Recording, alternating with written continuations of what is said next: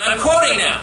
So when we quote, remember, in the scriptures, these are the passages in red, the words of President Obama himself. So listen up. I want due reverence, ladies and gentlemen. Silence, please descend upon the crowd. Remove your hats if you would. Here are the words. So I've been amused in recent days, these people having rallies. He said, to laughter, derisive laughter, by the way. I think they should be saying thank you.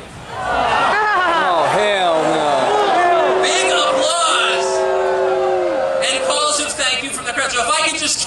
Oh, I'm sorry, I can't. That was real, by the way. Anyway, thank you for having me. I will speak very, very crisply. I am not a political activist. I am a journalist with political views. So my expertise is really on how the press works, and I just want to tell you a few things that I have come to believe after 19 years of working in it.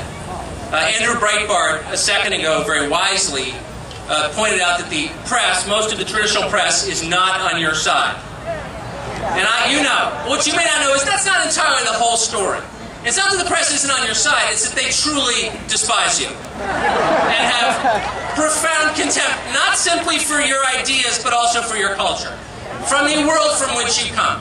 You really are an alien life force to them, and therefore not only threatening, but profoundly unattractive. So this is probably news to know where if you pay attention, there is no diversity in the press, despite much talk of diversity in the press, of getting people who look different to work in conventional journalism.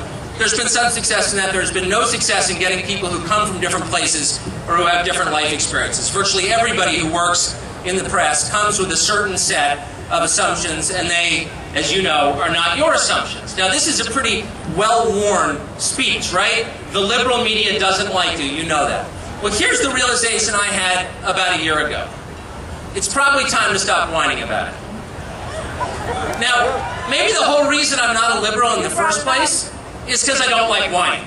I don't like people who whine about their childhoods. I don't like people who whine about how mean their dads were to them. I don't like people who whine about how the coffee is cold.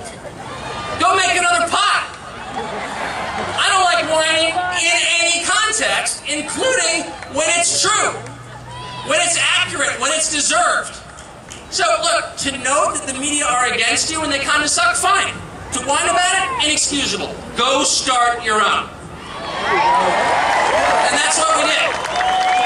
We started our own. Not to be as reprehensibly one-sided as the press that I left is. You don't want to replace one thing with the mirror image of it. No. I wanted to make something that was actually honest. That was beholden to nobody. That was sniffing nobody's throne. I spent the entire election season of 2008 working for a cable network whose name I won't mention.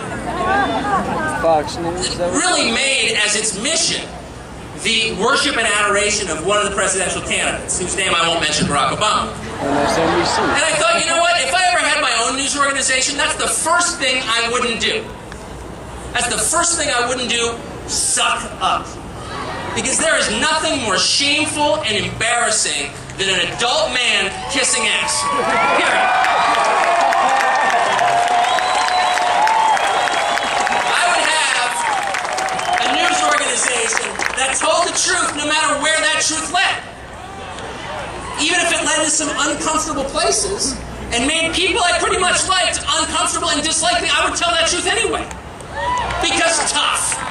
The truth does set you free, actually. And so that's what we're doing, and we're doing it primarily with reporting. Now, we have a vigorous opinion section, and I've spent more than 10 years on television yapping about my opinions and have put, 4 kids through school so far on the strength of those opinions. So I'm not criticizing opinion. But the problem with opinion is it's pretty cheap. There's a lot of it. Everybody has it. Facts are a rarer thing.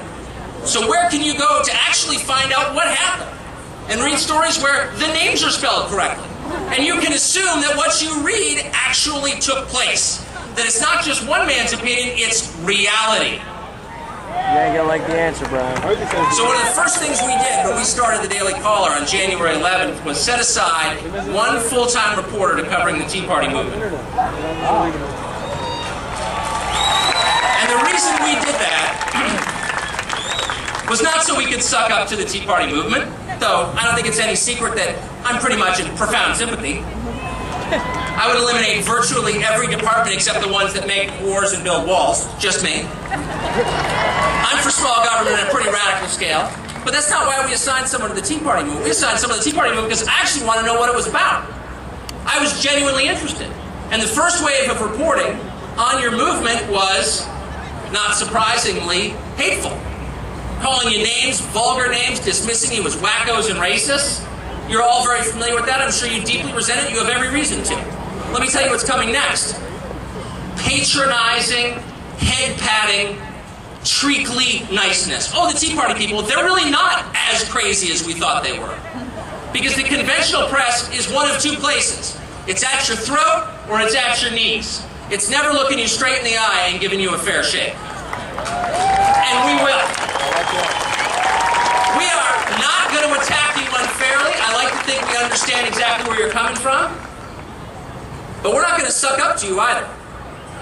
We're going to treat you like adults because that's exactly what you are. So I hope you'll continue to read us. www.dailycaller.com. I am honored to be here and grateful that you let me insert this little infomercial into the middle of your evening. But I'm proud of what we're doing and I hope you'll check it out. Thanks very much.